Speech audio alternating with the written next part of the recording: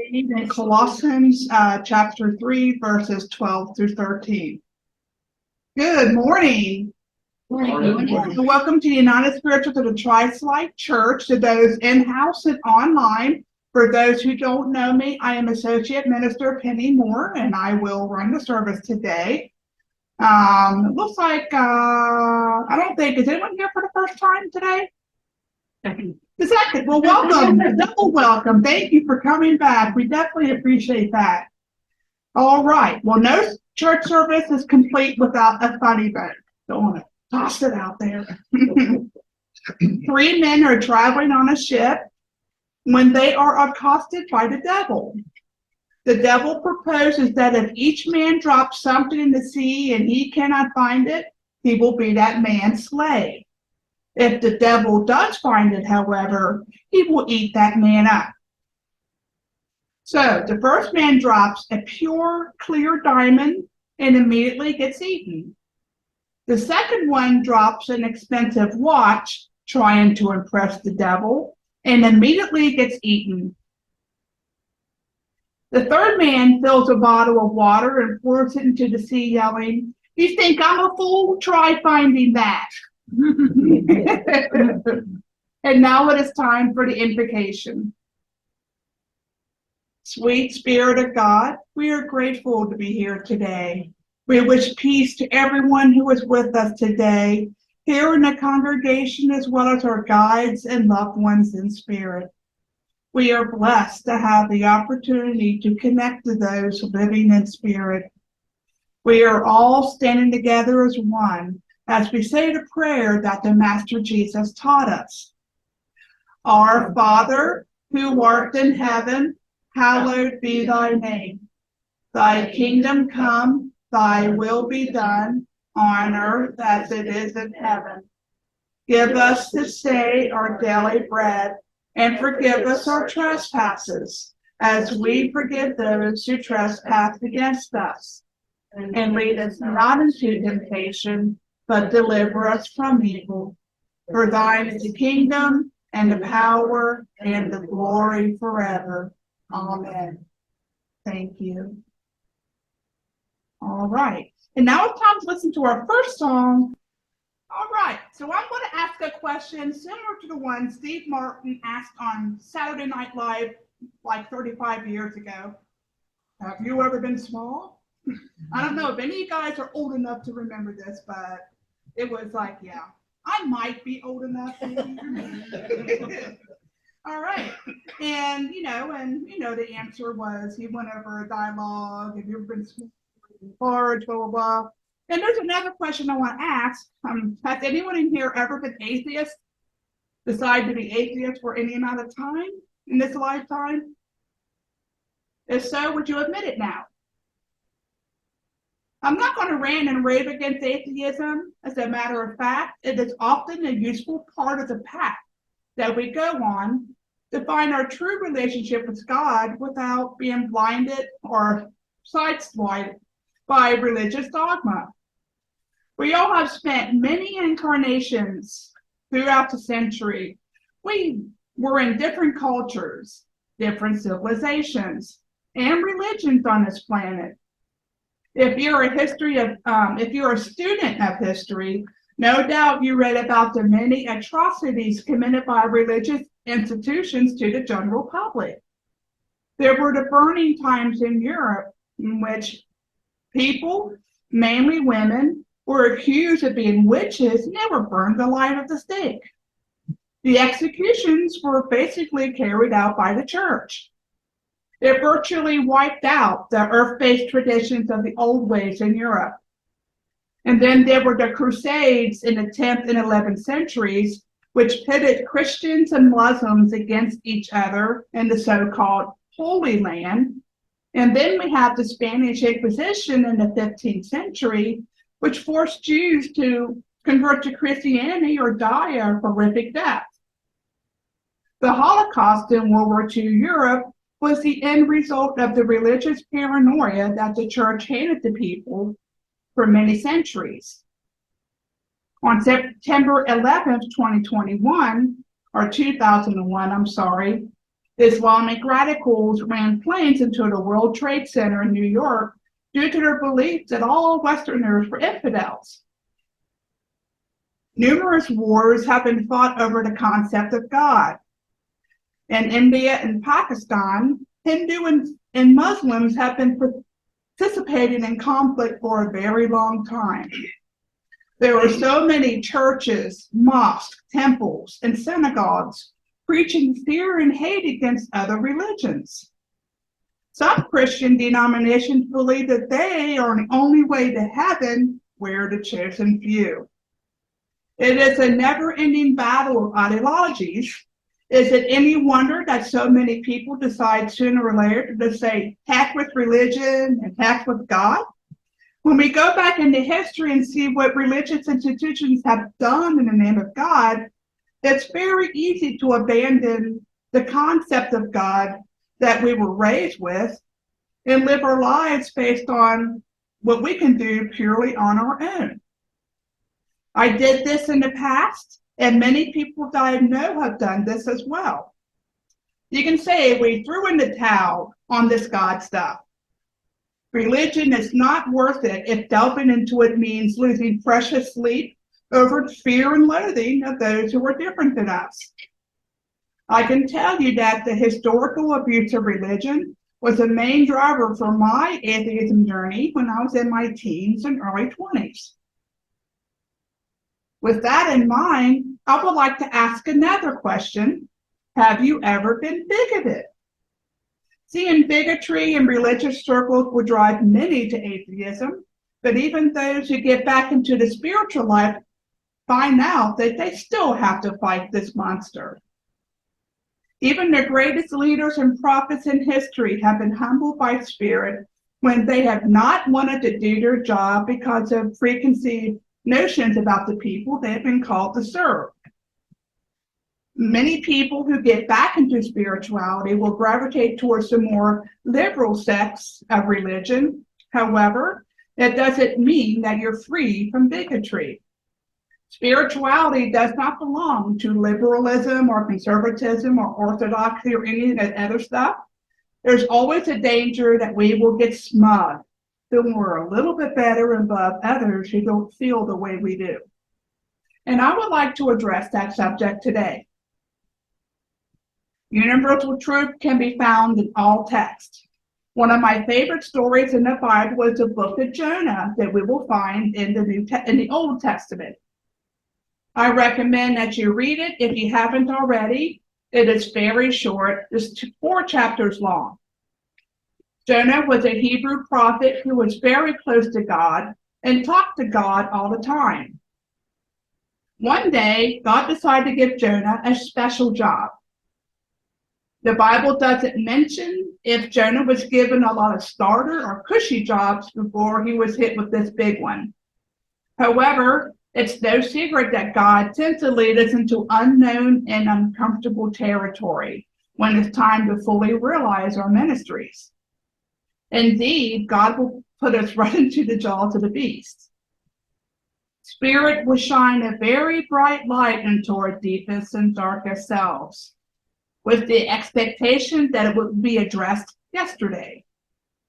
This is done to help cleanse us of the blockages that keeps us from realizing the perfection of our immortal souls. It is impossible to minister effectively if we harbor any hate and fear of anyone, even those who have done us the most harm. In the first chapter of Jonah, we read that God told Jonah to go to the city of Nineveh to preach, because according to Jonah chapter 1, verse 2, their wickedness have come before me. Nineveh was located in Assyria, a nation that has caused many grief to many people, including the Hebrew people. They were an aggressive nation that forced themselves on other surrounding nations, its armies murdering and pillaging the peoples they conquered. Nineveh was the capital and housed more than 60,000 people. That was a big metropolis for the time. And now when you think about it, That's a pretty big, enormous commission God gave to Jonah. It was as if God ordained him to walk into a nest of hornets without getting stung. Going to the capital of Assyria was going to be a very dangerous project for Jonah. I can imagine he was shaking in the sandals at the prospect. What Jonah did after God commanded him to do this was predictable. He refused. In the 3rd chapter, we see him taken off to the hills to rent a ship to go in the opposite direction. However, we can never hide from Spirit when it prompts us to take action. So soon, a big storm came up and threatened to capsize the small ship that Jonah was on. He was asleep, and all of this was happening, and the shipmaster went down to his cabin to wake him up. The men were starting to freak out. The situation was becoming desperate, and the men were ditching their wares to lighten the ship. They cast lots to see who was at fault for the storm, and the lot that Jonah cast was the one that came up. So they told him that, they asked him actually, "Are you responsible for this?" And Jonah admitted, "Yes, it's my fault." And he offered to be thrown overboard to calm the raging sea. The men didn't want to do this, so they tried their best to row the ship safely to shore. They began praying, but the seas would not let up. We read in chapter 1, verses 15 through 17, that they decided to take Jonah up on his offer. And down he went, and then he found himself inside the belly of a huge fish. He stayed in the belly of the fish for 3 days and 3 nights. In chapter 2, verses 1 through 9, Jonah prayed his heart out while in the belly of the fish. He realized the mistake of skirting his responsibilities and promised God that he would do the job that he was asked to do. Then God honored Jonah's repenting and caused the fish to spit him out on solid land in chapter 2, verse 10. 2,500 years later, I can still hear that sigh of relief when he got out of there. In chapter 3, we see Jonah going to Nineveh to preach. It was a 3-day journey to get there, and he told the people once that he arrived that the city will be overthrown within 40 days if they didn't change their ways. The people of Nineveh responded quickly. Even the king published a decree for everyone to fast and cover themselves in sackcloth in verses 6 through 9. The city was saved from total destruction thanks to Jonah and his message. In chapter 4, we find Jonah actually very angry that the message was heeded. He hated the Assyrians and probably wished that the city would have been attacked and destroyed.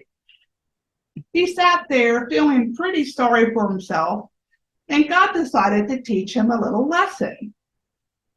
God made a gourd grow suddenly large enough to protect Jonah from the heat of the midday sun. Jonah liked this, of course, but then the next day God caused the gourd to wither away. And then Jonah was subjected to the wind and the heat of the Middle Eastern sun. Jonah became very sorry that this had happened, and then God asked him why. If Jonah had pity on a gourd, why wouldn't he be concerned with the people of Nineveh, the 6,000 people who could not discern between their left and right hand and their cattle as well? God was reminding Jonah to be compassionate to all, even to those of us who aren't very nice. This little book is a great one to read when we have problems with certain people in our lives. We all have issues with coworkers, with family members, with those that we may be politically opposed to. As spiritualists, we are constantly driven to be tolerant of others around us. If you read texts like this that exist in all sacred literature, It is a parable that's very similar to the Good Samaritan in Luke chapter 10, 28 through 37. God does not tolerate bigotry in any form. Anyone who's familiar with biblical history knows that Jews and Samaritans hated each other. I mean, they would spit at each other walking across the street. They hated each other so much. In this parable, Jesus asked us, who is our neighbor? The brother or sister who turns a blind eye when they see we're in trouble? Or the stranger, like the Samaritan who helped the stranger on the side of the road, who come to your aid out of pure kindness of heart? It doesn't matter what religion, culture, or political leanings we have. It matters listening to the Spirit within us and recognizing everybody as our neighbor. And in the book of Jonah, we kind of notice that the number 3 is quite prominent. And this number appears throughout the Old and New Testaments. According to many spiritual traditions, it takes 3 days for the soul to exit the deceased body. It took Jesus 3 days to resurrect after he was crucified. 3 is the number of the Trinity, male, female, and child. It takes 3 legs for a chair or stool to be stable enough to sit on.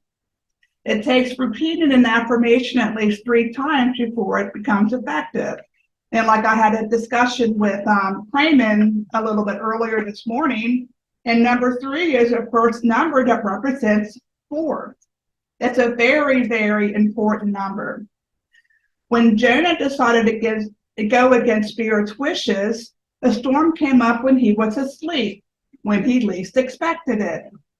That was the wake-up call. Jonah knew that he was responsible for the mess that he was in and others who he was with as well.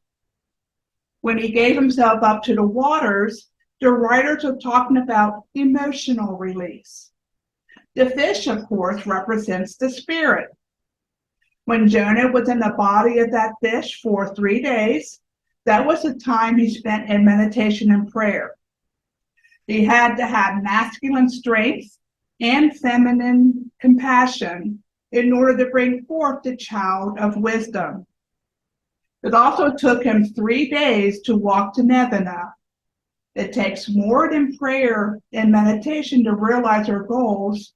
It takes elbow grease as well as the mind work. And with that in mind, I would like to share with you what I experienced about 35 years ago. My sister-in-law, who was married to my oldest brother, had paper routes and I sometimes helped her on them, and this is when we were both in our late 20s. I do have to mention that we were both very big animal lovers, and at the time, she lived out in Pendleton County in Kentucky, which is quite rural. So one morning in November, it was a beautiful, clear, and cold, crisp morning. We were out tossing papers, and all of a sudden we started talking about the deer hunters because it was deer season, and we saw deer running, because it's early in the morning. They were running for their lives. And we were spending that entire morning just bashing the deer hunters because we thought, the deer are innocent. It's unfair the hunters have guns and laser equipment, and everything is in the hunter's favor. We talked about how innocent the little deer were and how they were mercilessly hunted just for their antlers. We went on and on about it as we threw papers in people's yards. And it was the time of the full moon in the sky, and it was the hunter's moon. In our minds, deer hunters were evil people that needed to be taught a lesson. They had no idea of God's love for all creatures. And then suddenly, about 3/4 into our route, our car broke down. We were in the middle of nowhere at 4 o'clock in the morning, and it was cold. There were no lit houses in sight. We were in a mess.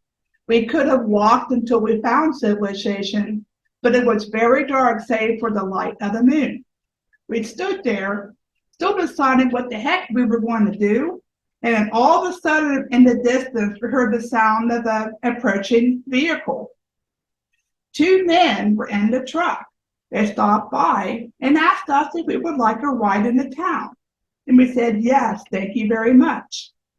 And then we noticed they were wearing green camis and their guns were in the trunk. They were deer hunters. They were just going out for their hunt, and they were gracious enough to give us a ride into town. One of the guys told us they'd hoped that they'd still have enough time to get a buck after they dropped us off. Deer hunting, as most people know, is done early in the morning, right before daybreak. So it took about 10 minutes for them to get us into town. And before they dropped us off, my sister-in-law looked up and said, "We hope you get a big one today." So yeah, we felt pretty sheepish. We spent 2 hours bashing the deer hunters and how selfish and evil they were. And then lo and behold, it was they who sacrificed a big chunk in their morning to help strangers in need. They were indeed good Samaritans, and I have never said a bad word about deer hunters since. I don't agree with hunting still, unless it's for meat. You know, I don't agree with trophy hunting at all. But then no one is perfect, and I would have to say I had tons of work to do before I could say that God's happy with everything that I do. It was definitely Spirit giving us a big whack in the head. It's these kind of humbling experiences that give us the biggest spiritual growth for the buck. Never mind the pun, but it did drive that special message home. So in closing, I'd like to remind you and myself that next time you have an issue with anyone, make an extra effort to be nice to them. If someone says a harmful or hurtful thing to you, respond kindly. It is amazing how merely saying and meaning kindness calms the vicious beast. If you have family members who don't agree with you politically, remember that each side has its virtues. Finally, make an extra effort to pray for those people who have either stolen from us, stabbed us in the back, or spoke to us disrespectfully.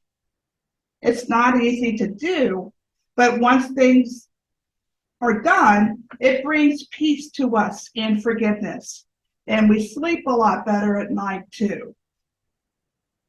And with that, that is all I have yet to say this morning. Thank you for listening today, and blessings to you.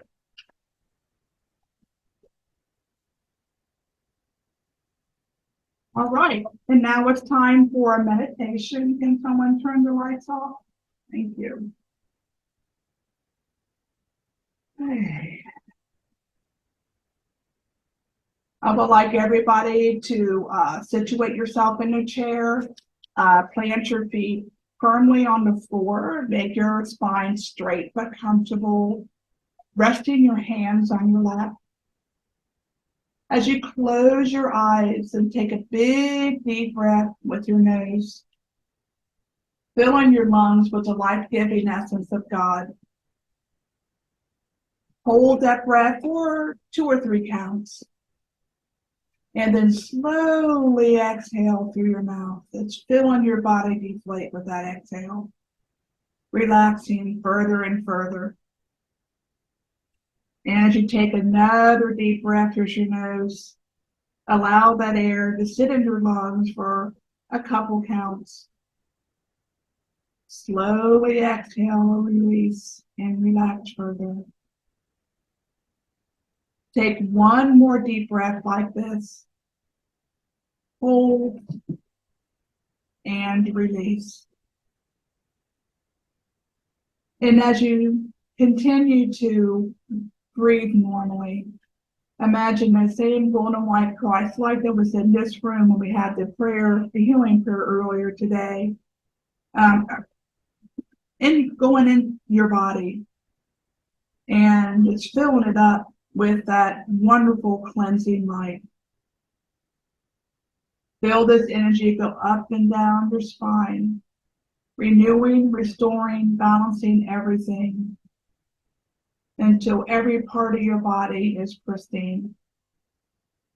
Imagine that golden white Christ light spreading out to your body from the middle, going out to your limbs, your legs, your arms, out through your fingers and your toes, taking anything from the week that is negative or hurtful, that is not serving you anymore. All of that negativity is going out to the universe, to the central sun, to be healed. And imagine yourself in that bubble, that white bubble, protecting you from anything that will give you harm, but allowing whatever blessings you have for others to go out as extensions of that light. And as you're in that bubble, imagine someone, either in your past or present, who you've had disagreements with or you don't necessarily get along with. Imagine that person being in there with you in that bubble, and see that golden white Christ light enter that person as well, cleansing, restoring, renewing them, just like it's done to you. And see that wonderful God spark within that person, the same as yours. If there were any harmful words spoken, this light neutralizes that. If you have done something to this person to make them dislike you, that light cleanses and forgives that, to where there's no longer any discord between you and that person.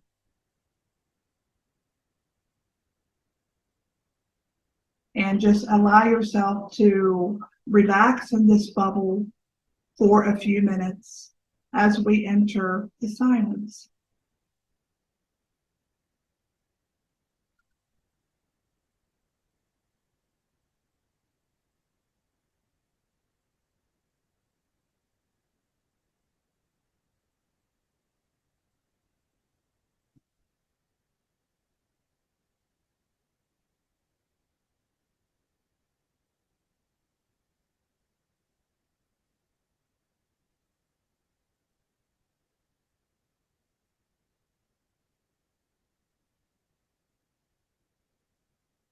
And now, as we are outside the silence, imagine you and that person walking hand in hand in a beautiful meadow with green, green grass that feels cool and comfortable under your feet, filled with white and gold flowers everywhere, blue skies with little fluffy clouds.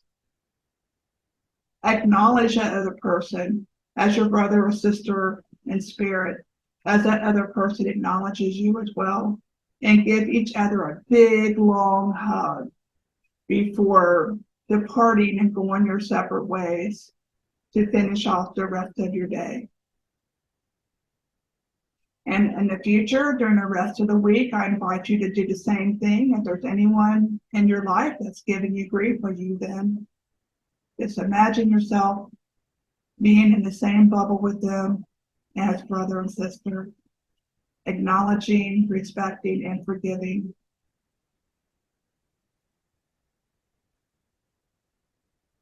And now it's time to come back. You want to begin feeling yourself sitting in the chair, back in your body. And if you need to, wiggle your fingers and your toes and open your eyes when you are ready. Welcome home.